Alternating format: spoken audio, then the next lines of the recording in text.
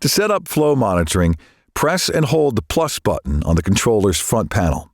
Turn the dial to pump, then release the plus button. This opens the flow setup menu. Use the plus and minus buttons to turn flow monitoring on or off and select gallons or liters per minute as your unit of measure. Next, press the right arrow button to configure your flow sensor. When using a velocity or frequency-based flow sensor, such as the flow sync sensor, enter the K factor using the right button and plus or minus buttons to input the manufacturer's specified value. Next, press the right arrow button until the screen reads offset.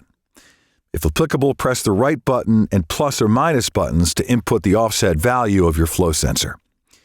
Refer to your flow sensor owner's manual for these values.